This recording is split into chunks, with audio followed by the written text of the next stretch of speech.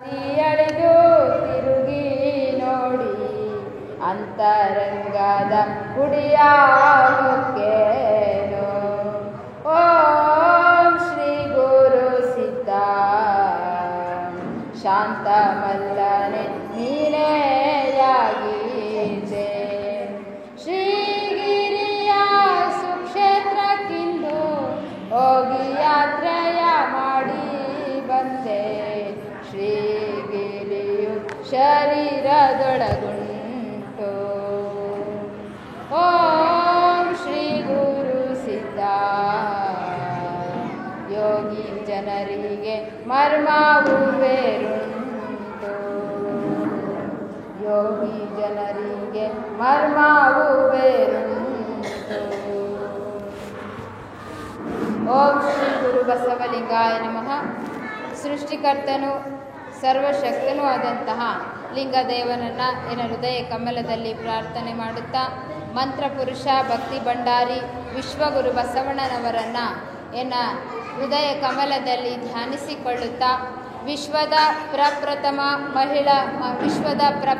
ಮಹಾಜಗದ್ಗುರುಗಳು ಆದಂತಹ ಧರ್ಮ ಕ್ರಾಂತಿಯ ಧೀರ ಯೋಗಿಯಾದಂತಹ ಲಿಂಗಾನಂದ ಸ್ವಾಮೀಜಿಯವರನ್ನು ಹೃದಯ ಕಮಲದಲ್ಲಿ ಧ್ಯಾನಿಸಿಕೊಳ್ಳುತ್ತಾ, ವಿಶ್ವದ ಪ್ರಪ್ರಥಮ ಮಹಿಳಾ ಮಹಾಜಗದ್ಗುರುಗಳಾದಂತಹ ಪರಮ ಪೂಜ್ಯ ಡಾಕ್ಟರ್ ಮಾತೆ ಮಹಾದೇವಿ ತಾಯಿಯವರನ್ನು ಎನ್ನ ಹೃದಯ ಕಮಲದಲ್ಲಿ ಪ್ರಾರ್ಥಿಸಿಕೊಳ್ಳುತ್ತಾ, ವಿಶ್ವದ ತೃತೀಯ ಮಹಿಳಾ ಮಹಾಜಗದ್ಗುರುಗಳು ಆದಂತಹ ಪರಮ ಪೂಜ್ಯ ಡಾಕ್ಟರ್ ಮಾತೆ ಗಂಗಾದೇವಿ ತಾಯಿಯವರನ್ನು ಎನ್ನ ಹೃದಯ ಕಮಲದಲ್ಲಿ ಶರಣುಗಳನ್ನು ಸಲ್ಲಿಸಿಕೊಳ್ಳುತ್ತಾ, ಶರಣ ಬಂಧುಗಳೇ, ಶ್ರಾವಣ ಮಾಸದ ಈ ಒಂದು ಸುಂದರ ಸಮಾರಂಭದಲ್ಲಿ ಭಾಗಿಗಳಿರುವಂಥ ಎಲ್ಲ ಶರಣ ತಂದೆ ತಾಯಿಗಳೇ, ಮುದ್ದು ಮಕ್ಕಳೇ, ನಿಮ್ಮೆಲ್ಲರಿಗೂ ಶರಣಾರ್ಥಿ.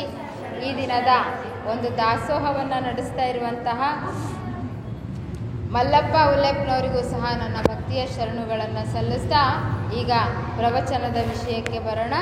ನಿನ್ನೆಯ ದಿನ ಆದರ್ಶವಾದಂಥ ಶಿಕ್ಷಣ ಅಂತಂದರೆ ಕೇವಲ ಸಂಸ್ಕಾರವನ್ನಷ್ಟೇ ಕೊಟ್ಟರೆ ಸಾಲದು, ಜೊತೆಗೆ ಅವ್ರಿಗೇನು ಮಾಡಬೇಕು, ಸಂಸ್ಕಾರ ವಿತ್ ಪೋಷಣೆ ಕೊಡೋದ್ರ ಜೊತೆಗೆ ದೇಶಾಭಿಮಾನವನ್ನು ಬೆಳೆಸಬೇಕು ಅಂತ ನಿನ್ನೆ ಹೇಳಿದ್ದೇನೆ. ದೇಶಾಭಿಮಾನವನ್ನು ಸಹ ಶಿಕ್ಷಣ ಆದಂಥದ್ದು ಬೆಳೆಸಬೇಕು ಅಂತೇಳಿ ನೋಡಿದ್ವಿ. ಅದೇ ಒಂದು ಶಿಕ್ಷಣವನ್ನು ಪಡೆದಂಥ ಗುರು ಬಸವಣ್ಣನವರು ಆದರ್ಶವಾದಂಥ ಜೀವನವನ್ನು ಆಯ್ಕೆ ಮಾಡುವಂಥ ನಿಟ್ಟಿನಲ್ಲಿ ನಡೀತಾ ಇದ್ದಾರೆ. 8ನೇ ವಯಸ್ಸಿಗೆ ಬಂದಿದ್ದಾರೆ ಬಸವಣ್ಣನವರು. 8 ವರ್ಷದ ಬಾಲಕ ಚಾಕ್ಲೇಟ್ ಬಿಸ್ಕೆಟ್ ತಿನ್ನುವಂಥ ವಯಸ್ಸು. ನಿನ್ನೆ ದಿನ ನಾನು ಪ್ರಸ್ತಾಪ ಮಾಡಿದ್ದೆ, ಹಬ್ಬ ಅಂತೇಳಿ ತುಂಬ ಜನ ಬಂದಿರಲಿಲ್ಲ. ಹಾಗಾಗಿ ಅದನ್ನು ಒಂದು ಸ್ವಲ್ಪ ತಗೊಂಡು ಇನ್ನೂ ಕೆಲವೊಂದು ವಿಷಯಗಳನ್ನು ಇವತ್ತು ತಿಳ್ಕೊಳ್ಳೋಣ ಆಳವಾಗಿ. ಏನು ಆ ಘಟನೆ ಅಂತಂದರೆ, 8 ವರ್ಷದ ಬಾಲಕನಿರುವಾಗ ಬಸವಣ್ಣನವರಿಗೆ ಉಪನಯನ ಮಾಡಿಸಬೇಕು ಅಂತೇಳಿ ಎಲ್ಲರೂ ಮನೆಯಲ್ಲಿ ಸೇರಿಕೊಂಡಿದ್ದಾರೆ. ಸಭೆ ನಡೆದಿದೆ, ಸಂಭ್ರಮ ನಡೆದಿದೆ. ಎಲ್ಲ ಓಣಿ ಜನ ಬಂದಿದ್ದಾರೆ. ಆಮೇಲೆ ದೊಡ್ಡ ವಿದ್ವಾಂಸರು, ಪಂಡಿತರು, ಆಮೇಲೆ ಪುರೋಹಿತರು ಎಲ್ಲರೂ ಸಹ ಅಲ್ಲಿ ನೆರೆದಿದ್ದಾರೆ. ಒಂದು ಕಡೆ ಹೋಮ ಕುಂಡ ಎಲ್ಲ ತಯಾರು ಮಾಡಿಕೊಂಡು ಎಲ್ಲ ಗಾಯತ್ರಿ ಮಂತ್ರ ಹೇಳಬೇಕು ಅಂತೇಳಿ ಅಷ್ಟೆಲ್ಲ ಪುಷ್ಪಗಳನ್ನು ತಗೊಂಡು ರೆಡಿಯಾಗಿ ಕೂತಿದ್ದಾರೆ.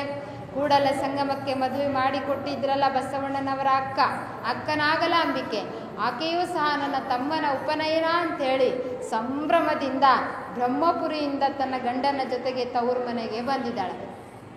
ತವರು ಮನೆಗೆ ಬಂದು ಕೆಲವೇ ಕ್ಷಣ ಆಗಿದವಷ್ಟೇನೆ ಆಕೆ ಏನು ಮಾಡಿದ್ದಾಳೆ, ರಜೋತೃಪ್ತಿಗೆ ಒಳಗಾದ್ಲು ಅಂಥೇಳಿ ಮನೆ ಹಿಂದ್ಗಡೆ ಒಂದು ಕೋಣೆಯಲ್ಲಿ ಆಕೆಯನ್ನು ಕುಂಡ್ರಿಸಿದ್ದಾರೆ. ತುಂಬ ಹಿತ್ತಲಲ್ಲಿ ಯಾರೂ ಮಾತಾಡ್ಸೋ ಹಾಗಿಲ್ಲ, ಊಟ ಕೊಡೋ ಹಾಗಿಲ್ಲ. ನಾಯಿಗೆ ಹಿಂಗೆ ಅನ್ನ ಹಾಕ್ಬೇಕಾದ್ರೆ ನೀವು ತಟ್ಟೆ ತಳ್ತಿರಲ್ಲ, ಆ ರೀತಿ ಹೆಣ್ಮಕ್ಳಿಗೆ ಆಗ ತಳ್ತಾರೆ. ಅಂಥ ಸ್ಥಿತಿಯಲ್ಲಿ ಹೆಣ್ಮಕ್ಳ ಕಣ್ಮರೆ ಮಾಡಿಬಿಟ್ರು. ಬಸವಣ್ಣನವರಿಗೆ ಅಕ್ಕ ಅಂದರೆ ಪಂಚಪ್ರಾಣ. ಯಾಕೆ ಅಂದರೆ ಅವ್ರ ತಂದೆ ಶಾಸ್ತ್ರ ಅಂತೇಳಿ ಅದನ್ನೇ ಫಾಲೋ ಮಾಡ್ತಾಯಿದ್ರು. ತಾಯಿ ಹತ್ರ ಹೋಗಿ ಅಮ್ಮ ಹಿಂಗೆ ಯಾಕೆ ಆಗ್ತಾ ಇದೆ ಅಂತ ಏನಾದರೂ ಪ್ರಶ್ನೆ ಕೇಳ್ಕೊಂಡ್ರೆ ಬಸವಣ್ಣನವರು ತಾಯಿಗೆ ನನಗೆ ಇದಕ್ಕೆ ಸಂಬಂಧನೇ ಇಲ್ಲ ಅನ್ನೋ ಥರ ಇರ್ತಿದ್ಲು. ನನಗೆ ಶಾಸ್ತ್ರಗಳಲ್ಲಿ ಏನೇನಿದೆಯೋ ಅದಕ್ಕೆ ನನಗೆ ಸಂಬಂಧ ಇಲ್ಲ, ಹೇಗಿದೆಯೋ ಅದು ನಡೆಯೋದೇ ನನ್ನ ಕೆಲಸ, ನನ್ನ ಕರ್ತವ್ಯ ಅನ್ನೋ ರೀತಿ ತಾಯಿ ಇತ್ತು. ಈ ಕಡೆ ತಂದೆ ಹತ್ರನೂ ಹೇಳ್ಕೊಳಾಗಿಲ್ಲ, ತಾಯಿ ಹತ್ರನೂ ಹೇಳ್ಕೊಳಂಗಿಲ್ಲ. ಆವಾಗ ಬಸವಣ್ಣನವರು ನನ್ನ ಅಕ್ಕ ತವ್ರ ಮನೆಯಿಂದ ಯಾವಾಗ ಬರ್ತಾಳೋ ಅಂತೇಳಿ ಜಾತಕ ಪಕ್ಷಿ ಥರ ಕಾಯ್ತಾ ಕೂಡ್ತಿದ್ರು. ಬಂದು ಕೂಡ್ಲೇನೆ ಇದ್ಯಾಕಕ್ಕ ಹಿಂಗೆ ಅಂತೆಲ್ಲ ಕೇಳಿ ಉತ್ತರವನ್ನು ಪಡ್ಕೊತಾ ಇದ್ರು. ಅವತ್ತಿನ ದಿನ ಜನಿವಾರಕ್ಕೆ ಬಂದಾಗಲೂ ಸಹ ಕೇಳ್ತಾ ಇದ್ದಾಳಕ್ಕ, ಜನಿವಾರ ಅಂದರೆ ಏನು, ಉಪನಯನ ಅಂದರೆ ಏನು ಅಂತ ಕೇಳಿದಾಗ ನನ್ನ ಹತ್ರ ಬರಬೇಡ, ನಾನು ಮುಟ್ಟಿಸ್ಕೋಬೇಡ, ನೋಡು ನೀನು ಭಾಳ ಪುಣ್ಯವಂತ, ನಿನಗಿವತ್ತೆಷ್ಟೆಲ್ಲ ಸಂಭ್ರಮ ಇದೆ, ಮನೆ ತುಂಬ ನಿನಗೆ ಏನಿದೆ ಹಬ್ಬದ ವಾತಾವರಣ, ನಿನಗೆ ಜನಿವಾರ ಹಾಕ್ತಾರೆ, ಇನ್ಮೇಲೆ ನೀ ಪೂಜೆ ಮಾಡ್ಬೋದು, ನಿನಗೆ ಅಧ್ಯಾತ್ಮದ ಹುಟ್ಟು ಸಿಕ್ತು. ನನಗಿಷ್ಟು ವರ್ಷ ಆಯಿತು, ಏನೂ ಇಲ್ಲ ನನಗೆ, ನಾವು ಹೆಣ್ಣು ಮಕ್ಕಳು ಶೂದ್ರರಪ್ಪ ಅಂತ ಒಂದು ಹನಿ ಕಣ್ಣಾಗ ನೀರು ಬಂದು ಅದನ್ನು ನೋಡಿಬಿಟ್ರು ಬಸವಣ್ಣನವ್ರ ಮನಸ್ಸು ತಲ್ಲಣ ಆಗ್ತು. ಆವಾಗ ಆ ಕ್ಷಣದಲ್ಲೇ ಅವ್ರ ತಂದೆ ಬಂದರು, ಬಸವರಸ ಬಾಯ್ಲಿ ಅಂತ ಹೇಳಿದ್ರು. ಏನಪ್ಪ ನಿನಗೆ ಉಪನಯನ ಮಾಡಿಸೋದು, ಈಗ ಹಾಕ್ಬಿಡೋದು, ಹೋಗು ಬೇಗ ಎಲ್ಲ ರೆಡಿಯಾಗಿ ಬರೋಗು ಅಂತ ಹೇಳಿದರು. ಆವಾಗ ಬಸವಣ್ಣನವ್ರಿಗೆ ದುಃಖ ಆಗ್ತಾ ಇದೆ.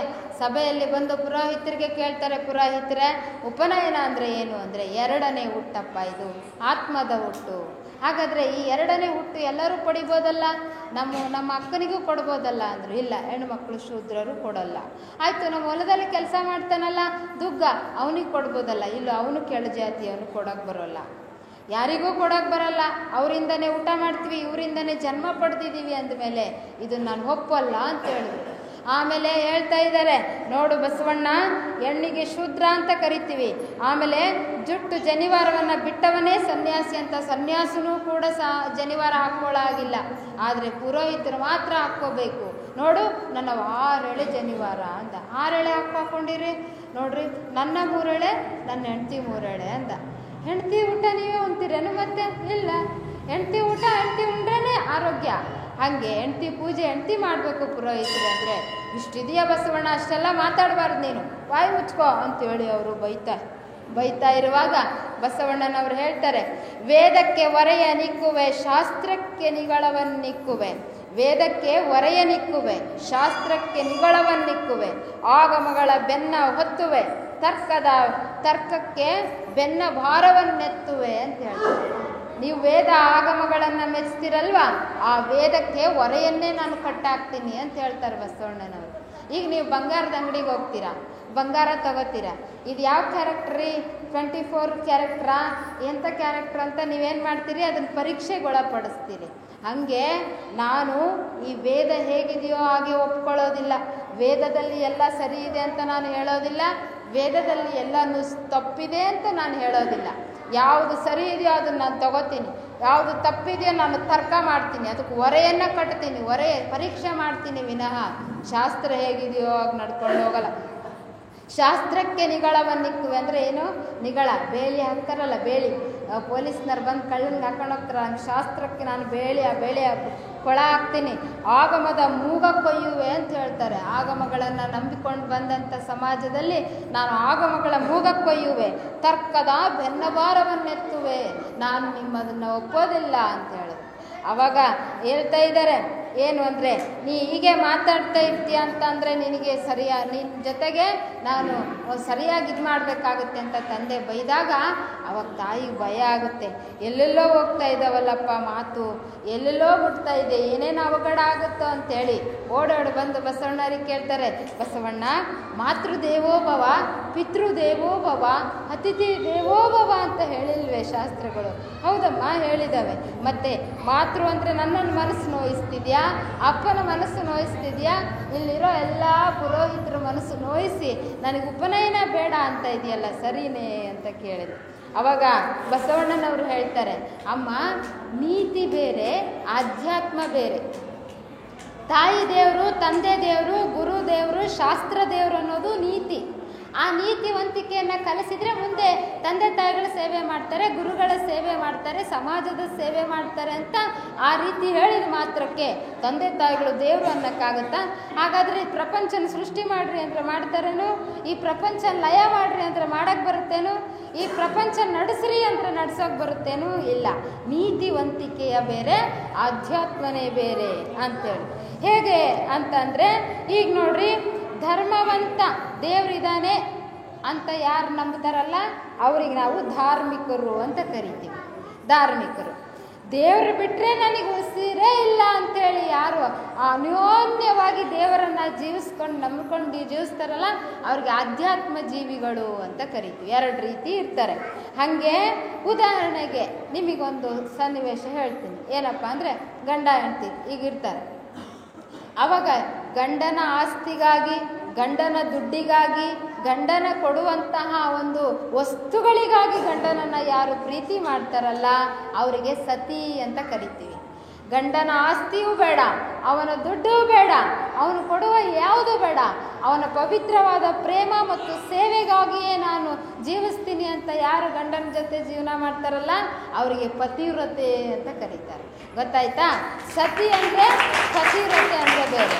ಹಾಗೆ ಈಗ ಧಾರ್ಮಿಕರು ಅಂತಂದರೆ ಏನಪ್ಪ ಅಂದರೆ ಸತಿ ಇದ್ದಂಗೆ, ಈ ಆಧ್ಯಾತ್ಮ ಜೀವಿಗಳು ಅಂತಂದರೆ ಹೇಗೆ ಅಂದರೆ ಪತಿವ್ರತೆ ಇದ್ದಂಗೆ. ಹಾಗಾಗಿ ನನ್ನ ಪತಿವ್ರತ ಭಕ್ತಿಯನ್ನು ನಾನು ಅಡ್ಡಿ ಮಾಡ್ಕೊಳ್ಳೋದಿಲ್ಲ, ಪರಮಾತ್ಮನೇ ನನಗೆಲ್ಲ ಅಂಥೇಳಿ ಬಸವಣ್ಣನವರು ಹೇಳ್ತಾ ಇರಬೇಕಾದ್ರೆ ಅವಾಗ ಮತ್ತೆ ಹೇಳ್ತಾ ಇದ್ದಾರೆ, ಶಾಸ್ತ್ರನೂ ಅಲ್ಲಗಳ್ದ, ತಂದೆ ತಾಯಿಗಳನ್ನು ದೇವರು ಅನ್ನೋದನ್ನ ಅಲ್ಲಗಳ್ದ, ಇನ್ನೇನಪ್ಪ ಮಾಡಬೇಕು ಅಂತೇಳಿ ಕೇಳಿದಾಗ ಅವಾಗ ನೋಡು ಮಗು, ತಂದೆ ತಾಯಿ ನೀನು, ಬಂಧು ನೀನು ಅಂತ ನಾನು ಹೇಳ್ತೀನಿ. ತಂದೆ ನೀನು, ತಾಯಿ ನೀನು, ಬಂಧು ನೀನು, ಬಳಗ ನೀನಲ್ಲದೆ ನನಗೆ ಮತ್ತಾರು ಇಲ್ಲವಯ್ಯ ಅಂತ ಬಸವಣ್ಣನವರು ಹೇಳಿದರು. ನನಗೆ ತಂದೆನೇ ದೇವರೇ ತಂದೆ, ದೇವರೇ ತಾಯಿ, ದೇವರೇ ಬಂಧು ಅಂತೇಳಿ ಹೇಳಿದಾಗ ಅವಾಗ ಅವ್ರೇನು ಹೇಳ್ತಾ ಇದ್ದಾರೆ, ನೋಡು ನೀನು ಸೇವೆ ಮಾಡು, ತಂದೆ ತಾಯಿಗಳ ಸೇವೆ ಮಾಡೋದು ಬಿಟ್ಟು ಈ ರೀತಿ ನೀನು ಮಾತಾಡೋದು ಸರಿನೇ ಅಂತಂದಾಗ, ಅಮ್ಮ ನಿನ್ನಂಥ ಸಾವಿರಾರು ಸ್ತ್ರೀಯರಿಗೆ ಧಾರ್ಮಿಕ ಸ್ವಾತಂತ್ರ್ಯ ಕೊಡೋದಕ್ಕಿಂತ ದೊಡ್ಡ ಸೇವೆ ಇದೆಯಾ? ನಿನ್ನಂಥ 10 ತಾಯಂದಿರ ಸೇವೆ ಮಾಡೋ ಭಾಗ್ಯ ನನಗೆ ಬರುತ್ತಲ್ವಾ ಅಂತೇಳಿ ತಾಯಿಯನ್ನು ಕೇಳ್ತಾ ಇದ್ದಾಳೆ. ಅತಿಯಾಗಿ ಆಯಿತು ಮಾತು ನಿಂದು ಬಸವರಸ, ದೊಡ್ಡವ್ರು ಹೇಳ್ದಂಗೆ ಕೇಳಬೇಕು ನೀನು, ಯಾಕೆ ಇಷ್ಟೊಂದು ಹಠ ಮಾಡ್ತಾ ಇದೆಯಾ ಅಂತೇಳಿ ಅವ್ರ ತಂದೆ ಮಾದರಸರು ಗದರಿಸ್ತಾ ಇದ್ದಾರೆ ಬಸವಣ್ಣನವರಿಗೆ. ದೊಡ್ಡ ಧ್ವನಿಯಲ್ಲಿ ಬಾಯಿ ಮಾಡ್ತಾ ಇರಬೇಕಾದ್ರೆ ಅವಾಗ ಹೇಳ್ತಾ ಇದ್ದಾರೆ ಬಸವಣ್ಣನವರು, ನಾನು ಅತಿ ಆಗ್ತಾ ಇಲ್ಲ, ಸತ್ಯವನ್ನು ಕೇಳ್ತಾ ಇದ್ದೀನಿ, ಅನ್ವೇಷಕನಾಗಿ ನಾನು ಈ ಪ್ರಶ್ನೆ ಮುಂದಿಟ್ಟಿದ್ದೀನಿ ಅಂದಾಗ, ಬೇಡ ಮಗು ಹಾಗೆಲ್ಲ ಮಾಡಬೇಡ ನನ್ನ ಕಂದ, ಬಂಗಾರಲ್ಲೇ ನೀನು, ಬೆಳ್ಳಿಯಲ್ಲೇ ನೀನು ಹಿಂಗೆಲ್ಲ ಮಾಡಿ ತಪ್ಪು ಮಾಡಿ ಆಮೇಲೆ ನೀನು ಹೋದರೆ ನಾನು ಹೇಗಿರ್ತೀನಿ, ಒಬ್ಬನೇ ಮಗ ನೀನು, ಎಷ್ಟೆಲ್ಲ ವ್ರತ ಮಾಡಿ ಪೂಜಾ ಮಾಡಿ ಪಡ್ಕೊಂಡಿದ್ದೀನಿ ಅಂತ ಹೇಳಿದಾಗ, ಅಮ್ಮ ನಿನಗಾಗಿ, ಹೆಣ್ಣು ಕುಲಕ್ಕಾಗಿ, ಸ್ತ್ರೀ ಕುಲಕ್ಕಾಗಿ ನಾನು ಈ ಪ್ರಶ್ನೆಯನ್ನು ಕೇಳ್ತಾ ಇದ್ದೀನಿ, ನನ್ನ ತಡಿಬೇಡಮ್ಮ ಅಂಥೇಳಿ ಹೇಳಿದಾಗ ಅವಾಗ ಯಾವುದು ಸಂಪ್ರದಾಯ ಸತ್ಯವನ್ನು ಒಪ್ಪೋದಿಲ್ಲೋ ಅಂಥ ಸಂಪ್ರದಾಯ ನಾನು ಒಪ್ಪೋದಿಲ್ಲ, ಯಾವ ಸತ್ಯ ಕಲ್ಯಾಣವನ್ನು ಒಪ್ಪೋದಿಲ್ಲೋ ಅಂಥ ಸತ್ಯವನ್ನು ನಾನು ಒಪ್ಪೋದಿಲ್ಲ. ಹಾಗಾಗಿ ನಾನು ಸತ್ಯದ ಪ್ರತಿಪಾದಕನೇ ವಿನಃ ನಿನ್ನ ಸಂಪ್ರದಾಯವನ್ನು ನಾನು ಒಪ್ಪೋದಿಲ್ಲ ಅಂತೇಳಿ ಕಡ್ಡಿ ಮುರಿದಂಗೆ ಹೇಳಿಬಿಟ್ರಿ ಬಸವಣ್ಣನವರು ಸಭೆಯಲ್ಲಿ ಹೇಳಿದ ತಕ್ಷಣ ಎಲ್ಲರೂ ದಂಗಾಗಿ ನಿಂತ್ಕೊಂಡು ನೋಡ್ತಾ ಇದ್ದಾರೆ. ಚೋಟದ ಬಾಲಕ ಬಿಸ್ಕೆಟ್ ಚಾಕ್ಲೇಟ್ ಕೊಡ್ರಿ ಅಂತ ಆಟ ಮಾಡೋ ವಯಸ್ಸು, ಆಮೇಲೆ ಜಗಳ ಆಡ್ಕೊಂಡು ಬರೋ ಅಂಥ ವಯಸ್ಸಲ್ಲಿ ತಲೆ ಎಲ್ಲ ಇದು ಮಾಡಿಕೊಂಡ್ರೂ ಉತ್ತರ ಕೊಡೋಕ್ಕೆ ಬರಲ್ಲ ದೊಡ್ಡವ್ರಿಗೆ, ಅಂಥ ಪ್ರಶ್ನೆ ಕೇಳ್ತಾ ಇದ್ದಾನಲ್ಲ ಅಂತೇಳಿ ಎಲ್ಲರಿಗೂ ಆಶ್ಚರ್ಯ ಆಗ್ತಾ ಇದೆ. ಆವಾಗ ನೋಡು ಬಸವಣ್ಣ, ಮಾತೃ ಋಣ, ಪಿತೃ ಋಣ, ಶಾಸ್ತ್ರ ಋಣ ಅಂತ ಮನುಷ್ಯನಿಗಿರ್ತವೆ. ಆ ಋಣಗೇಡಿಯಾಗಿ ನೀನು ಉಳಿಬೇಕಾಗುತ್ತೆ. ಈ ಶಾಸ್ತ್ರಗಳನ್ನು ಒಪ್ಪಲಿಲ್ಲ ಅಂದರೆ ಅಲ್ಲೊಬ್ಬ ಶಾಸ್ತ್ರಿ ಹೇಳ್ತಾ ಇದ್ದಾರೆ ಬಸವಣ್ಣನವರು, ನಾನು ಯಾವ ಶಾಸ್ತ್ರನೂ ನನಗೆ ಬೇಕಾಗಿಲ್ಲ, ಯಾವ ಒಂದು ಇದು ಬೇಕಾಗಿಲ್ಲ, ಋಷಿ ಋಣನೂ ನನಗೆ ಬೇಕಾಗಿಲ್ಲ, ನಾನು ಧರ್ಮದ ಪ್ರತಿಪಾದಕನಾಗಬೇಕು ಅಂತಿದ್ದೀನಿ ಅಂತ ಹೇಳಿದಾಗ ಅವಾಗ ಎಲ್ಲರೂ ಸಹ ದಂಗಾಗಿ ನೋಡ್ತಾ ಇದ್ದಾರೆ. ಮಹಿಳೆಗಾಗಿ, ಮಹಿಳಾ ಧಾರ್ಮಿಕ ಸ್ವಾತಂತ್ರ್ಯಕ್ಕಾಗಿ ಧ್ವನಿ ಎತ್ತಿದಂಥ ಬಸವಣ್ಣನವರು ಎಂಥ ಅಮೋಘವಾದಂಥ ಪ್ರಶ್ನೆಗಳನ್ನು ಕೇಳ್ತಾರೆ. ಒಂದು ಚಪ್ಪಲಿ ಹೊಲ್ಕೊಂಬರ್ತಾನೆ ಚಮ್ಮಾರ, ಆ ಚಪ್ಪಲಿ ಮೇಲೆ ಸಗಣಿ ನೀರು ಹಾಕಿ ಶುದ್ಧಿ ಮಾಡಿ ಹಾಕ್ಕೋತೀರ, ಅದೇ ರೀತಿ ಮನುಷ್ಯನ ಮೇಲೆ ಸಗಣಿ ನೀರು ಹಾಕಿ ಶುದ್ಧಿ ಮಾಡಿ ಅವನು ಒಳಗೆ ಕರ್ಕೋಬಾರ್ದು ಅಂತ ಕೇಳ್ತಾರೆ. ನಿಮ್ಮ ಮನೆಯಲ್ಲಿ ಬೆಕ್ಕಿರುತ್ತೆ, ಮನೆಗೂ ಹೋಗಿ ಇಲಿ ತಿಂದು ಬಂದಿರುತ್ತೆ, ನೋಡಿರ್ತೀರೇನು ಎಲ್ಲಿ ತಿಂದಿರ್ತಾರಂತ. ಆಮೇಲೆ ನಿಮ್ಮ ಮನೆಗೆ ಬಂದು ನಿಮ್ಮ ತೊಡೆ ಮೇಲೆ ಕುತ್ಕೊಳ್ಳುತ್ತೆ ಆ ಬೆಂಕು, ಆ ಮಾಂಸಾಹಾರಿ ಅಂತೇಳಿ ಅದನ್ನು ನೀವೇನಾದರೂ ಮಾಡ್ತೀರಾ?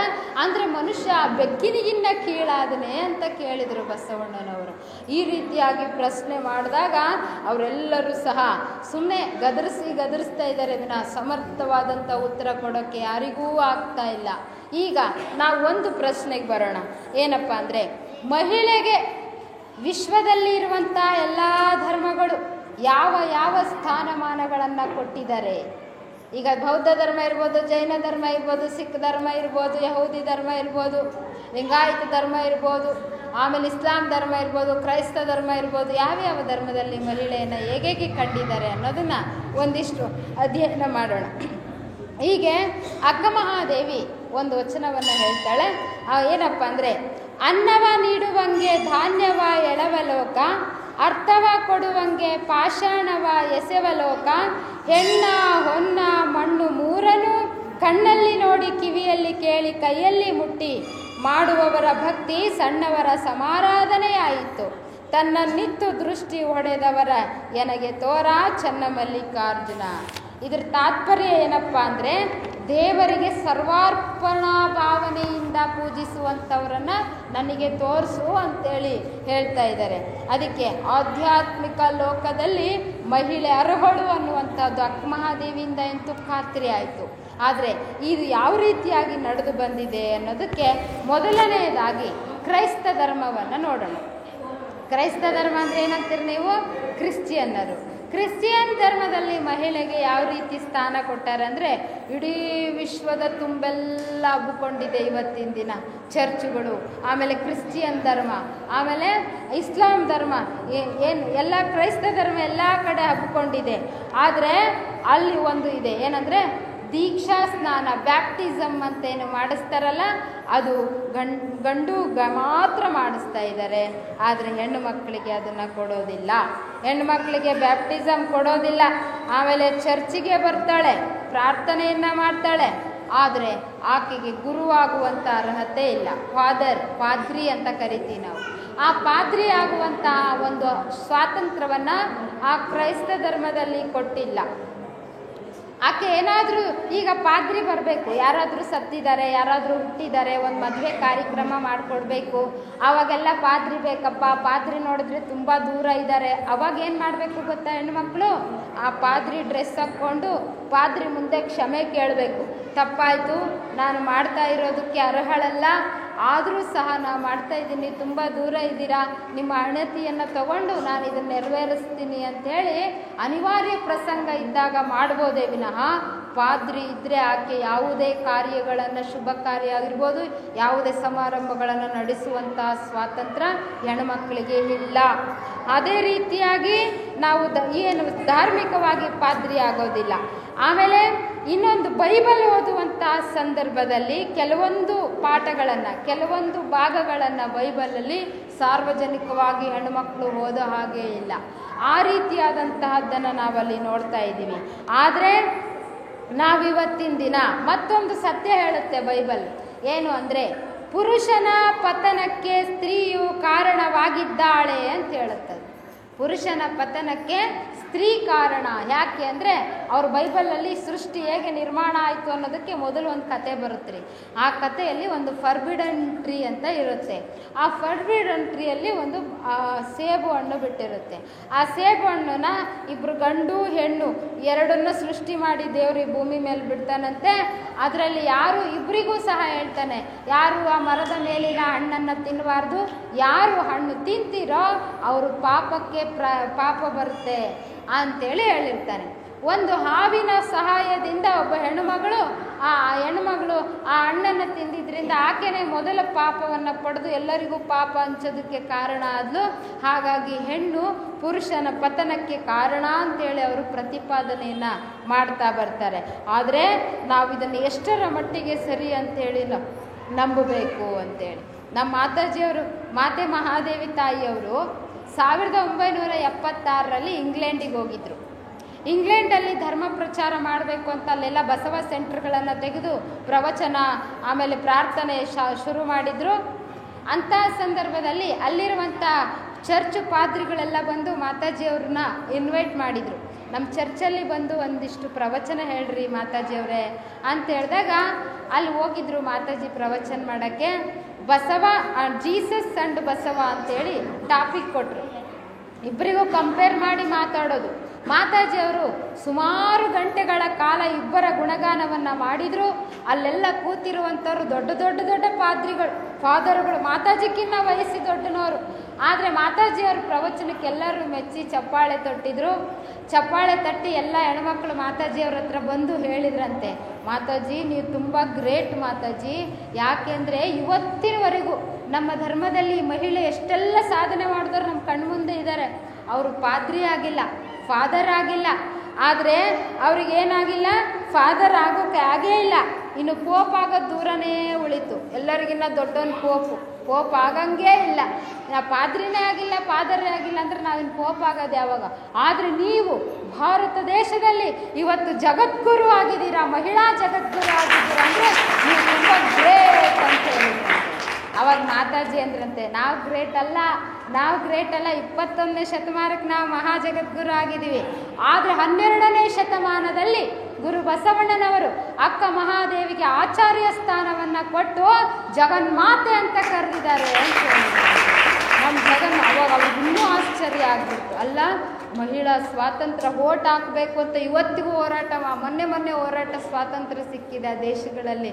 ಅಂದಮೇಲೆ 12ನೇ ಶತಮಾನದಲ್ಲಿ 900 ವರ್ಷಗಳ ಹಿಂದೆನೇ ಮಹಿಳೆಗೆ ಜಗನ್ಮಾತೆ ಅನ್ನುವಂಥ ಸ್ಥಾನ ಕೊಟ್ಟಿದ್ರೆ ಅಂತೇಳಿ ಅವರು ಅವಕ್ಕಾಗಿ ನೋಡ್ತಾ ಇದ್ರಂತೆ ಹೆಣ್ಣುಮಕ್ಕಳು. ಅಂತಹ ಒಂದು ಈ ಕ್ರಿಶ್ಚಿಯನ್ ಧರ್ಮದಲ್ಲಿ ಮಹಿಳೆಗೆ ಧಾರ್ಮಿಕವಾಗಿ ಕೆಲವೊಂದು ಸ್ವಾತಂತ್ರ್ಯ ಕೊಟ್ಟಾರೆ, ಕೆಲವೊಂದು ಕೊಟ್ಟಿಲ್ಲ. ಇನ್ನು ಎರಡನೇದಾಗಿ ನೋಡೋಣ, ಇಸ್ಲಾಂ ಧರ್ಮದಲ್ಲಿ ಹೇಗಿದೆ ಅಂತ. ಇಸ್ಲಾಂ ಧರ್ಮದಲ್ಲಿ ಹೆಣ್ಣುಮಕ್ಕಳಿಗೆ ಮಸೀದಿಗಳಿಗೆ ಅವಕಾಶವಿಲ್ಲ, ಮಸೀದಿಗಳಿಗೆ ಹೋಗಿ ನಮಾಜ್ ಮಾಡೋ ಹಾಗೆ ಇಲ್ಲ. ಅವರು ನೋಡ್ತಾ ಇರ್ಬೋದು ನೀವು, ದಿನಕ್ಕೆ 5 ಸರಿ ನಮಾಜ್ ಮಾಡ್ತಾರೆ, ಶುಕ್ರವಾರ ವಿಶೇಷ ನಮಾಜ್ ಮಾಡ್ತಾರೆ, ವರ್ಷಕ್ಕೊಂದ್ಸರಿ ಹಜ್ ಯಾತ್ರೆ ಹೋಗ್ತಾರೆ. ಹಜ್ ಯಾತ್ರೆಗೆ ಮಹಿಳೆಯರು ಹೋಗೋಂಗಿಲ್ಲ, ಮಸೀದಿಗಳಿಗೆ ಮಹಿಳೆಯರು ಹೋಗೋ ಹಾಗಿಲ್ಲ. ಆಮೇಲೆ ಶವಯಾತ್ರೆಗೆ ಹೊರಟಿದ್ದಂದರೆ ಶವದ ಯಾತ್ರೆಗಳ ಹಿಂದೆ ಮಹಿಳೆಯರು ಹೋಗುವ ಹಾಗಿಲ್ಲ. ಹೌದಲ್ಲ, ಇಷ್ಟೆಲ್ಲ ಕಟ್ಟುಪಾಡುಗಳನ್ನು ಅಲ್ಲಿ ಆಗ್ತಾ ಇದ್ದಾರೆ. ಇನ್ನು ಗುರುವಾಗೋ ಮಾತೇ ಇಲ್ಲ, ಅವರಲ್ಲಿ ಗುರುವಾಗುವಂಥ ಮಾತೇ ಇಲ್ಲ. ಆದರೆ ನಾವು ಇಲ್ಲಿ ನೋಡ್ತಾ ಇದ್ದೀವಿ, ಆದರೆ ಹೆಣ್ಣುಮಕ್ಕಳು ಮನೆಯಲ್ಲಿ ಒಬ್ಬೊಬ್ಬರೇ ಉತ್ತರೀಯವನ್ನು ಹಾಸ್ಕೊಂಡು ನಮಾಜ್ ಮಾಡ್ತಾರೆ, ಅದು ಬೇರೆ ಪ್ರಶ್ನೆ. ಸಾಮೂಹಿಕವಾಗಿ ಮಸೀದಿಗಳಲ್ಲಿ ಹೆಣ್ಣು ಮಕ್ಕಳಿಗೆ ಪ್ರವೇಶ ಇಲ್ಲ. ಈ ರೀತಿಯಾಗಿ ಇಸ್ಲಾಂ ಧರ್ಮದಲ್ಲಿ ನಾವು ಮಹಿಳೆಯರನ್ನು ನೋಡ್ತಾ ಇದ್ದೀವಿ.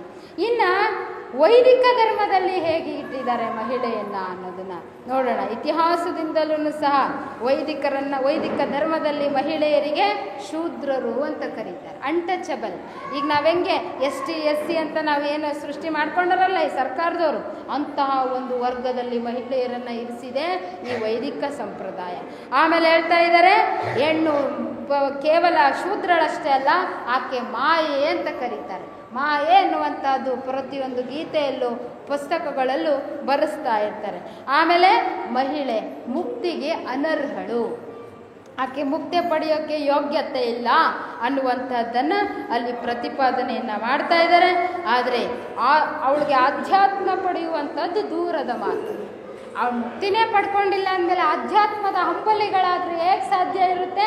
ಅದು ನೀನು ಕನಸು ಅಂತೇಳಿ ಪೂರಾ ಅವರಿಗೆ ದೂರ ಇಟ್ಟಿದ್ದಾರೆ. ಇದೇ ವೈದಿಕ ಸಂಪ್ರದಾಯದ ನಿಟ್ಟಿನಲ್ಲಿ ಮನುಸ್ಮೃತಿ ಎನ್ನುವಂಥ ಒಬ್ಬ ಮಹಾನ್ ತತ್ವ ವಿದ್ವಾಂಸ ಕೃತಿಯನ್ನು ಬರೆದಿದ್ದಾನೆ. ಅದರಲ್ಲಿ ಒಂದು ಮಾತು ಹೇಳ್ತಾನೆ, ಏನು ಅಂದರೆ, ಪಿತಾ ರಕ್ಷತಿ ಕೌಮಾರೆ ಭರ್ತಾ ರಕ್ಷತಿ ಯೌವನೆ ಕ್ಷತಿಂ ಸ್ಥಾವರೆ ಪುತ್ರನ ಸ್ತ್ರೀ ಸ್ವಾತಂತ್ರ್ಯ ಮರ್ಹತಿ ಅಂತ ಹೇಳಿದ್ದಾನೆ. ಏನಪ್ಪ ಇದರ ಅರ್ಥ ಅಂದರೆ, ಪಿತಾ ರಕ್ಷತಿ ಕೌಮಾರೆ, ಹೆಣ್ಣು ಮಕ್ಕಳು ಬಾಲ್ಯದಲ್ಲಿರುವಾಗ ತಂದೆಯ ಅಧೀನದಲ್ಲಿ ಬದುಕಬೇಕು, ಅವಳಿಗೆ ಸ್ವಾತಂತ್ರ್ಯದ ಯೋಗ್ಯತೆ ಇಲ್ಲ. ಆಮೇಲೆ ಏನು ಹೇಳ್ತಾ ಇದ್ದಾರೆ, ಭರ್ತಾ ರಕ್ಷತಿ ಕೌಮಾರ ಯೌವನೆ, ಭರ್ತಾ ರಕ್ಷತಿ ಯೌವನೆ, ಯೌವನಕ್ಕೆ ಬಂದ್ಲು ಅಂದರೆ ಗಂಡನ ಕೈ ಕೆಳಗಡೆ ಬದುಕಬೇಕು, ಗಂಡನ ಹತ್ತಿರ ಆಕೆಗೆ ಸ್ವಾತಂತ್ರ್ಯದ ಅವಶ್ಯಕತೆ ಇಲ್ಲ, ಅಯೋಗ್ಯಳು ಅಂತ ಹೇಳ್ತಾರೆ. ಆಮೇಲೆ ಹೇಳ್ತಾರೆ, ಆಮೇಲೆ ಯೌವನೆ ಕ್ಷತಿಂ ಸ್ಥಾವರೆ ಪುತ್ರನ, ಅಂದರೆ ಅವಳಿಗೆ ವಯಸ್ಸಾಯಿತು, ಮುದುಕಿ ಆದ್ಲು ಅಂದರೆ ಆವಾಗ ಮಕ್ಕಳ ಕೆಳಗಡೆ ಬದುಕಬೇಕು, ಅಲ್ಲಿಯೂ ಸಹ ಅವಳು ಸ್ವಾತಂತ್ರ್ಯಕ್ಕೆ ಅನರ್ಹಳು ಅಂತ ಹೇಳ್ತಾಳೆ. ನಾಸ್ತಿ ಸ್ವಾತಂತ್ರ್ಯ ಮರ್ಹತಿ, ಸ್ತ್ರೀ ನಾಸ್ತಿ ಸ್ವಾತಂತ್ರ್ಯ ಅಂದ್ರೆ ಏನು ಗೊತ್ತಾ? ಅಯೋಗ್ಯಳು ಸ್ವಾತಂತ್ರ್ಯಕ್ಕೆ ಅಂತ ಹೇಳ್ತಾ, ಅಂದರೆ ಅಶಕ್ತಳು ಅಂಥೇಳಿ ಅಲ್ಲಿ ಕರೀತಾ ಇದ್ದಾರೆ. ನೋಡ್ರಿ, ನಿಮಗೆ ಧರ್ಮದ ಅವಶ್ಯಕತೆ ಇಲ್ಲ, ನಿಮಗೆ ಸ್ವಾತಂತ್ರ್ಯದ ಅವಶ್ಯಕತೆ ಇಲ್ಲ ಅನ್ನೋದು ಬೇರೆ, ಸ್ವಾತಂತ್ರ್ಯಕ್ಕೆ ನೀನು ಅರ್ಹಳಲ್ಲ ಅನ್ನೋದೇ ಬೇರೆ. ಇವೆರಡಕ್ಕೂ ಎಷ್ಟು ವ್ಯತ್ಯಾಸ ಇದ್ದಾವೆ ಗೊತ್ತಾ? ಒಂದು ಉದಾಹರಣೆ ಕೊಡ್ತೀನಿ. ಈಗ ಒಂದು ರೇಷ್ಮೆ ಸೀರೆ ಇದೆ, ಇದು ರೇಷ್ಮೆ ಸೀರೆ ಅಂತ ಇಟ್ಕೊಳ್ರಿ. ಈ ರೇಷ್ಮೆ ಸೀರೆಯನ್ನು ಆ ಕಲ್ಯಾಣಿಗೆ ಯಾರಿಗಾಗಲಿ, ಈಗ ನಮ್ಮ ಅಕ್ಕಮಹಾದೇವಿ ಇದ್ದಾಳಪ್ಪ, ಅಕ್ಕಮಹಾದೇವಿಗೆ ಉಡುವ ಅವಶ್ಯಕತೆ ಇಲ್ಲ ಅಂತ ಹೇಳಿದ್ರೆ ಹೆಂಗಿರುತ್ತೆ ಗೊತ್ತಾ? ಆಕೆ ಹತ್ರ ಸಾವಿರಾರು ಸೀರೆಗಳಿದ್ದಾವೆ, ಬಹಳ ದೊಡ್ಡ ಶ್ರೀಮಂತ ಮನೆತನದ ಹುಡುಗಿ, ಅದಕ್ಕೆ ಈ ಸೀರೆ ಕೊಟ್ಟರು ಅಷ್ಟೇ ಬಿಟ್ಟರು ಅಷ್ಟೇ, ಈ ಸೀರೆ ಕೊಡುವಂಥ ಅವಶ್ಯಕತೆ ಇಲ್ಲ ಅಂತ ಹೇಳೋದಕ್ಕೆ ಏನಂತೀವಿ? ಅವಶ್ಯಕತೆ ಇಲ್ಲ ಅನ್ನೋದು ಬೇರೆ. ಅದು ಒಂದು ರೀತಿ ಅವಳಿಗೆ ಗೌರವ ತಂದು ಕೊಡುತ್ತೆ ಆ ಮಾತು, ಯಾಕಂದರೆ ಶ್ರೀಮಂತಿಕೆ ಇದೆ ಅಂತ ಅರ್ಥ. ಈ ಸೀರೆನ ಉಡೋದಕ್ಕೆ ನೀನು ಯೋಗ್ಯತೆ ಇಲ್ಲ, ನೀನು ಅಯೋಗ್ಯಳು ಅಂತಂದರೆ ಇದು ಅಪಮಾನದ ಮಾತಾಗುತ್ತೆ, ಹೌದಿಲ್ಲ? ಅವಮಾನದ ಮಾತಾಗುತ್ತೆ.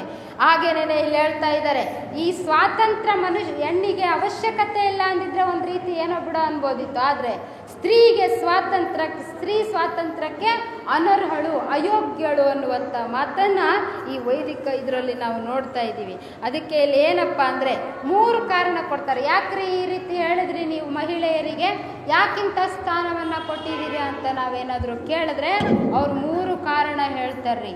3 ಕಾರಣ. ಮೊದಲನೇ ಕಾರಣ ಯಾವುದಪ್ಪ ಅಂತಂದರೆ ಪ್ರಾಕೃತಿಕ ಕಾರಣ, ಶಾರೀರಿಕ ಕಾರಣ ಮತ್ತು ಮಾನಸಿಕ ಕಾರಣ. ಯಾಕೆ ಹಿಂಗೆ? ಪ್ರಾಕೃತಿಕ ಕಾರಣ, ಶಾರೀರಿಕ ಕಾರಣ ಮತ್ತು ಮಾನಸಿಕ ಕಾರಣ ಅಂತ 3 ಕಾರಣಗಳನ್ನು ಹೇಳ್ತಾರೆ. ಏನಪ್ಪ ಈ 3 ಅಂತ ನೋಡಿದ್ರೆ, ಮೊದಲನೇದಾಗಿ ಪ್ರಾಕೃತಿಕ ಕಾರಣಗಳು ಯಾವ್ಯಾವು? ಮೊದಲು, ಹೆಣ್ಣುಮಕ್ಕಳು ರಜೋಕ್ರಿಯೆಗೆ ಒಳಗಾಗ್ತಾರೆ. ತಿಂಗಳಿಗೊಂದ್ಸರಿ ರಜೋಕ್ರಿಯೆಗೆ ಒಳಗಾಗ್ತಾರೆ. ತಿಂಗಳಲ್ಲಿ 3-4 ದಿನ ಆಕೆ ಏನಾಗಿರ್ತಾಳೆ? ಶೂದ್ರಳಾಗಿರ್ತಾಳೆ. ಹಾಗಾಗಿ ಆಕೆ ಪ್ರಾಕೃತಿಕವಾಗಿ ಯಾವುದೇ ಸ್ವಾತಂತ್ರ್ಯಕ್ಕೆ ಅನರ್ಹಳು ಅಂತೇಳಿ ನಾವಿಲ್ಲಿ ಕರಿತಾ ಇದ್ದಾರೆ ಅವರು. ನೋಡ್ರಿ, ಅಪವಿತ್ರತೆ ಬೇರೆ, ಕೊಳೆ ಬೇರೆ. ಇದನ್ನು ತಿಳ್ಕೊಬೇಕು ನೀವು ಹೆಣ್ಮಕ್ಳು. ಅಪವಿತ್ರತೆ ಬೇರೆ, ಕೊಳೆ ಬೇರೆ. ಅವಳು ಅಪವಿತ್ರ ಆಗ್ತಾಳೆ ಅಂದರೆ ಅಪವಿತ್ರ ಅಂದ್ರೆ ಏನು ಅರ್ಥ ಇದೆಯಾ ನಿಮ್ಗೆ ಗೊತ್ತಿದೆಯಾ ಅಂತ ಕೇಳ್ಬೇಕು ನೀವು. ಅಪವಿತ್ರತೆನೇ ಬೇರೆ, ಕೊಳೆನೇ ಬೇರೆ. ಅಪವಿತ್ರತೆ ಅಂದ್ರೆ ಏನಪ್ಪ ಅಂದರೆ, ಈಗ ನೋಡಿ ಉದಾಹರಣೆಗೆ ನಾನು ನಿಮ್ಗೆ ಹೇಳ್ತೀನಿ. ಬಸವಣ್ಣನವ್ರು ಹೇಳ್ತಾರೆ, ಒಲೆಗಂಡದೆ ಪಿಂಡದ ನೆಲೆಗಾಶ್ರಯವಿಲ್ಲ, ಜಲಬಿಂದುವಿನ ವ್ಯವಹಾರ ಒಂದೇ. ಗೊತ್ತಾಯ್ತಾ? ಒಲೆಯಿಂದನೇ ಇಡೀ ಪಿಂಡ 9 ತಿಂಗಳು ರಕ್ತ ನಿಂತು ಆ ರಕ್ತ ಗಟ್ಟಿ ಪಿಂಡ ಆಗಿ, ಪಿಂಡದಿಂದ ಮಗುವಾಗಿ, ಆ ಮಗು ಜನನ ಆಗುತ್ತೆ. ಆ ಮಗುವನ್ನು ಎಲ್ಲರೂ ಮುದ್ದಾಡ್ತಿರೋ ಇಲ್ಲ, ವಂಶೋದ್ಧಾರಕ ಅಂತ ಕೊಂಡಾಡ್ತಿರೋ ಇಲ್ಲ, ಅಂದಮೇಲೆ ಆ ಒಲೆಯನ್ನು ನೀವು ಹೇಗೆ ಕೀಳು ಅಂತ ಕರಿತೀರಾ ಅಂತ ಪ್ರಶ್ನೆಯನ್ನು ಮಾಡ್ತಾ ಇದ್ದಾರೆ. ಒಲೆಗಂಡಲ್ಲದೆ ಪಿಂಡದ ನೆಲೆಗಾಶ್ರಯವಿಲ್ಲ, ಜಲ ಬಿಂದುವಿನ ವ್ಯವಹಾರ ಒಂದೇ ಅಂತೇಳಿ ಕರ್ತಿದ್ದಾರೆ. ಆದರೆ ಅಪವಿತ್ರತೆ ಮತ್ತು ಕೊಳೆ ಅಂದ್ರೆ ಏನಪ್ಪ ಅಂದರೆ, ಈಗ ನೋಡಿ ಹೋಗ್ತೀರಾ, ಮಲ ಮೂತ್ರಗಳನ್ನೆಲ್ಲ ಕೈಗೆ ಅಂಟಿಸ್ಕೋತೀರಿ, ಆಮೇಲೆ ಕೆಸರೆಲ್ಲ ಎರಚ್ಕೋತೀರಿ ಕೈಗೆ, ಅದು ಕೊಳೆ. ಅದು ನೀರು ಹಾಕಿ ನೀಟಾಗಿ ತೊಳ್ಕೊಬೋದು, ವಾಶ್ ಆಗುತ್ತೆ, ಕೈ ಕ್ಲೀನ್ ಆಗುತ್ತೆ. ಆದರೆ ಪರಸ್ತ್ರೀಯರನ್ನು ಕೈಯಿಂದ ಮುಟ್ಟಿದರೆ, ಪರಪುರುಷರನ್ನು ಕೈಯಿಂದ ಮುಟ್ಟಿದರೆ, ಬೇರೆಯವರು ದುಡಿದಂಥ ದುಡ್ಡನ್ನು ಕದ್ರೆ, ಬೇರೆ ಈ ರೀತಿಯಾಗಿ ನಾವು ಮಾಡಿದರೆ ಈ ಕೈ ಅಪವಿತ್ರ ಆಗ್ತವೆ. ಗೊತ್ತಾಯ್ತಾ? ಕೊಳೆ ಆದಾಗ ಕ್ಲೀನ್ ಮಾಡ್ಕೋಬೋದು, ಅಪವಿತ್ರತೆ ಆದಾಗ ಕ್ಲೀನ್ ಮಾಡ್ಕೊಳ್ಳೋದಕ್ಕೆ ಬರೋದಿಲ್ಲ. ಅದಕ್ಕೆ ನಾವು ಏನಾದರೆ ರಜೋಕ್ರಿಯೆಗೆ ಒಳಗಾದಾಗ ತಕ್ಷಣವೇ ಆದ ಕೂಡಲೇ ಹೋಗಿ ಸ್ನಾನ ಮಾಡಬೇಕು. ತಲೆಯಿಂದ ಸ್ನಾನ ಮಾಡಿ ನಾವು ನೀಟಾಗಿ ವಿಭೂತಿಯನ್ನು ಹಚ್ಚಿ ಲಿಂಗ ಪೂಜೆಯನ್ನು ಮಾಡಿ ನಾವು ಲಿಂಗೋದಕವನ್ನು ತಲೆಯ ಮೇಲೆ ಹಾಕಿದರೆ ಮಡಿ ಇಲ್ಲ, ಮೈಲಿಗೆ ಇಲ್ಲ, ಸೂತಕ ಇಲ್ಲ, ಏನೂ ಇಲ್ಲ. ಬಸವಣ್ಣನವ್ರು ಹೇಳ್ತಾರೆ, ಪಂಚಸೂತಕಗಳಿಲ್ಲ ಅಂತ ಹೇಳ್ತಾರೆ. ಯಾವ ರೀ ಪಂಚಸೂತಕ ಅಂತಂದ್ರೆ ಜಾತಿ ಸೂತಕ, ರಜಸೂತಕ, ಪ್ರೇತ ಸೂತಕ, ಉಚ್ಚಿಷ್ಟ ಸೂತಕ ಅಂತ. ಜಾತಿ ಸೂತಕ, ಜನನ ಸೂತಕ, ಪ್ರೇತ ಸೂತಕ, ರಜಸೂತಕ, ಉಚ್ಚಿಷ್ಟ ಸೂತಕ. ಇವು 5 ಸೂತಕಗಳು ಲಿಂಗ ಪೂಜೆ ಮಾಡೋರಿಗೆ ಇಲ್ಲಂತೆ, ಬಸವಣ್ಣನವ್ರು ಹೇಳ್ತಾ ಇದ್ದಾರೆ. ನಾವು ಯಾವಾಗ ರಜೋಕ್ರಿಯೆಗೊಳಗಾದ್ವಿ ಮೊದಲನೇ ಕೆಲಸ ಏನು? ಸ್ನಾನ ಮಾಡಬೇಕು. ಸ್ನಾನ ಮಾಡಿ ಲಿಂಗ ಪೂಜೆ ಮಾಡಬೇಕು. ಲಿಂಗ ಪೂಜೆ ಮಾಡಿ ತೀರ್ಥ ಹಾಕ್ಕೊಂಡ್ರೆ ಸಾಕು, ನೀವು ಎಲ್ಲ ಕೆಲಸವನ್ನು ಮಾಡ್ಬೋದು. ಅದು ಬಿಟ್ಟು ಮೂಲೆಗೆ ಕುಂಡ್ರಿಸಿ ಯಾರಾದರೂ ಹಿರಿಯರು, ನಮ್ಮಂಥ ಗುರುಗಳು ಯಾರ ಮನೆಗೆ ಹೋದ್ರೆ ನಮ್ಮಮ್ಮನ ಮುಟ್ಬೇಡ್ರಿ ಅಂತಾರೆ. ಯಾಕಪ್ಪ ಅಂತಂದರೆ ನಮ್ಮವ್ವ ರಜೆ ಒಳಗಾಗಿ ಏನಾಗಿ ಅದರಿಂದನೇ ನೀವು ಹುಟ್ಟು ಬಂದಿಯಲ್ಲ. ಸ್ವಚ್ಛತೆ, ಶುಚಿತ್ವ ಇದೊಂದಿದ್ರೆ ಎಲ್ಲನೂ ಸಹ ಸೂತಕಗಳು ನಮಗೆ ಬಾಯಿಸೋದಿಲ್ಲ ಅಂತೇಳಿ ಗುರು ಬಸವಣ್ಣನವರು ಹೇಳ್ತಾ ಇದ್ದಾರೆ. ನಿಜವಾದಂಥ ಪಾವಿತ್ರತೆ ಎಲ್ಲಿ ಇದೆ ನಾವು ಕಾಪಾಡ್ಕೋಬೇಕು ಅಂದರೆ ನಮ್ಮ ಚಾರಿತ್ರದಲ್ಲಿ ಕಾಪಾಡ್ಕೋಬೇಕು. ಅದು ಪ್ರಾಕೃತಿಕವಾಗಿರುವಂಥ ಒಂದು ಕ್ರಿಯೆಯನ್ನು ಅಪವಿತ್ರತೆ ಅಂದರೆ ಆ ಪರಮಾತ್ಮ ನಮಗೆ ಘೋರ ಶಿಕ್ಷೆಯನ್ನು ಕೊಟ್ಟು ನರಕದಲ್ಲಿ ಇಕ್ತಾನೆ ಅನ್ನುವಂಥದ್ದು ನಾವು ಗಮನದಲ್ಲಿ ಇಟ್ಕೋಬೇಕು. ಅದಕ್ಕೆ ಒಂದು ಕಡೆ ಶರಣರು ಒಂದು ಮಾತು ಹೇಳ್ತಾರೆ, ಕೋಪಿ ಮಜ್ಜನ ಕೆರೆದಡೆ ರಕ್ತದ ಧಾರೆ, ಆಮೇಲೆ ಪಾಪಿ ಹೂವನ್ನೇರಿಸಿದರೆ ಮಸೆದ ಆಯುಧದ ಗಾಯ ಅಂತ ಹೇಳ್ತಾರೆ. ಕೋಪ ಮನಸ್ಸೊಳಗಡೆ ಕೋಪ ಇಟ್ಕೊಂಡು, ದ್ವೇಷ ಇಟ್ಕೊಂಡು, ಅಸೂಯೆ ಇಟ್ಕೊಂಡು ಲಿಂಗಕ್ಕೆ ನಾವು ನೀರನ್ನು ಎರೆದ್ರೆ ರಕ್ತದ ನೀರನ್ನು ಎರೆದಂಗಂತ್ರಿ ಲಿಂಗದ ಮೇಲೆ. ಅದು ಅಪವಿತ್ರತೆ ಅಂತ ಹೇಳ್ತೀವಿ ನಾವು. ಕೋಪವನ್ನು ಒಳಗಿಟ್ಕೊಂಡು ಲಿಂಗದ ಮೇಲೆ ನೀರು ಎರೆದ್ರೆ ರಕ್ತದ ನೀರು ಎರೆದಂಗೆ. ಆಮೇಲೆ ಏನು ಹೇಳ್ತಾ ಇದ್ದಾರೆ, ಪಾಪಿ ಹೂವನ್ನೇರಿಸಿದರೆ, ಪಾಪ ಕೆಲಸವನ್ನು ಮಾಡಿ ಮಾಡಿ ಲಿಂಗ ಪೂಜೆಗೆ ಗುಲಾಬಿ ಹೂವು ಇಟ್ಟೆ, ಮಲ್ಲಿಗೆ ಹೂವು ಇಟ್ಟೆ, ಸಂಪಿಗೆ ಹೂವು ಇಟ್ಟೆ, ಶಾವಂತಿಗೆ ಹೂವು ಇಟ್ಟೆ ಅಂತ ನೀನು ಸಂಭ್ರಮದಿಂದ ಪೂಜೆ ಮಾಡೋಕ್ಕೆ ಹೋದರೆ ಅದು ಹೇಗಿರ್ತದ್ರಿ ಅಂದರೆ ನೀಟಾಗಿ ಚೂಪಾಗಿ ಮಸದಿರುವಂಥ ಒಂದು ಆಯುಧವನ್ನು ತೆಗೆದುಕೊಂಡು ಲಿಂಗಕ್ಕೆ ಒಡೆದಂಗೆ ಆಗುತ್ತಂಥದ್ದು. ಅಷ್ಟೊಂದು ಘೋರ ಪಾವಿತ್ರತೆಯನ್ನು ನಾವು ಅಲ್ಲಿ ಉಳಿಸ್ಕೋಬೇಕೇ ವಿನಃ ಈ ಪ್ರಾಕೃತಿ ರಜೋತ್ಪತ್ತಿ ಇಡೀ ಪ್ರಜಾ ಸಂಕುಲದಕ್ಕೆ ಸೃಷ್ಟಿಯಾಗಿರುವಂಥ ಈ ಕ್ರಿಯೆಯನ್ನು ನಾವಿವತ್ತು ಅಪವಿತ್ರತೆ ಅನ್ನುವಂಥದ್ದು ಪಾಪದ ಕೆಲಸ ಅಂಥೇಳಿ ಶರಣರು. ನೀವಾದರೂ ಅಷ್ಟೇ ಹೆಣ್ಮಕ್ಳು, ನಿಮಗೆ ನೀವೇ ನಾವು ಪಾಪಿಗಳು ಅಂತೇಳಿ ಎಲ್ಲೋ ಹೋಗಿ ಕೂಡೋದಲ್ಲ. ಪೂಜೆ ಮಾಡಬೇಕು, ಲಿಂಗ ಪೂಜೆ ಮಾಡಬೇಕು, ದೇವ್ರ ಕೋಣೆಗೆ ಹೋಗಬೇಕು, ಎಲ್ಲ ಕೆಲಸ ಹೇಗಿರುತ್ತೆ ಇದು ಮಾಡಬೇಕು. ಆದರೆ ನಮಗೆ ನಾವೇ ಇದು ಮಾಡ್ಕೋತೀವಿ. ಅದಕ್ಕೆ ಸರ್ವಜ್ಞ ಒಂದು ಕಡೆ ನಮಗೆ ಭಾಳ ಶಕ್ತಿ ತುಂಬಿ ಧೈರ್ಯ ತುಂಬಿ ಒಂದು ಮಾತು ಹೇಳ್ತಾರೆ. ಏನು ಅಂದರೆ, ಮುಟ್ಟಾದ ಒಲೆ ಒಳಗೆ ಹುಟ್ಟುವುದೀ ಜಗವೆಲ್ಲ, ಮುಟ್ಟಾದ ಒಲೆ ಒಳಗೆ ಹುಟ್ಟುವುದೀ ಜಗವೆಲ್ಲ, ಮುಟ್ಟಬೇಡೆಂದು ತೊಲಗುವನು, ಮುಟ್ಟಬೇಡೆಂದು ತೊಲಗುವ ಹುಟ್ಟಿದವನಲ್ಲಿ ಸರ್ವಜ್ಞ ಅಂತ ಹೇಳ್ತಾರೆ. ಮುಟ್ಟಾದ ಒಲೆ ಒಳಗೆ ಇಡೀ ಜಗತ್ತೇ ಹುಟ್ಟಿ ಬಂದಿದೆ ಅಂದಮೇಲೆ ಮುಟ್ಟು ಕೀಳು ಅನ್ನೋನು ಎಲ್ಲಿಂದ ಹುಟ್ಟಿದ? ಅವನೇನು ಆಕಾಶದಿಂದ ದುಪ್ಪನೆ ಉದುರಿದ ಅಥವಾ ಭೂಮಿಯಿಂದ ಏನಾದರೂ ಉದ್ಭವ ಆದರೂ ಯಾವುದೂ ಸಾಧ್ಯ ಇಲ್ಲ ಅಂತ ಹೇಳ್ತಾ ಇದ್ದಾರೆ ಇಲ್ಲಿ. ಅದಕ್ಕೆ ಮತ್ತೊಂದು ಕಡೆ ಹೇಳ್ತಾ ಇದ್ದಾರೆ, ಏನಪ್ಪ ಅಂದರೆ, ಮುಟ್ಟು ಕಂಡವಳನ್ನು ಮುಟ್ಟರೆಲ್ಲರೂ ನೋಡ, ಮುಟ್ಟು ತಡೆದು ತಾ ಹುಟ್ಟಿದ ಮಗುವನ್ನು ಮುಟ್ಟುತ್ತೀಹರೇಕೆ ಸರ್ವಜ್ಞ ಅಂತ ಕೇಳ್ತಾರೆ.